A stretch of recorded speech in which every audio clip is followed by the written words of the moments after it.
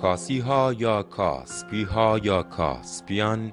یکی از کهن‌ترین و بزرگترین اقوام ناحیه مازندران و گیلان باستان به شمار می آمدند که همزمان به مناطق باختری و شمال باختری ایران مهاجرت کردند و تمدنی بزرگ آفریدند.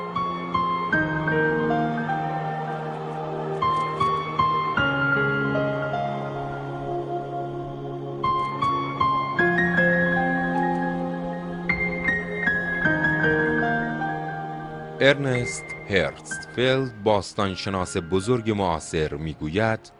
تاریخ و تمدن ایران در زمان مادها و حتی پیش از مادها به گونه روشنی از تمدن کاسپیان تأثیر گرفته است و این تأثیر آنچنان ژرف بوده که رد پای واژه کاسپیان را امروز نیز در بسیاری از نقاط ایران می‌یابیم، مانند نام شهرهای کاشان، قزوین و از همه مهمتر نام دریای شمال ایران که در همه جای جهان آن را با نام ایرانی کاسپیان میشناسند و تنها خود ایرانیان آن را با نام غیر ایرانی خزر میخوانند.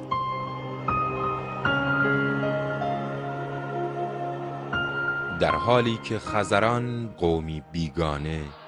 فاقد تمدن و ستیزجو بودند و حتی به دور از دریای کاسپیان زندگی می‌کردند.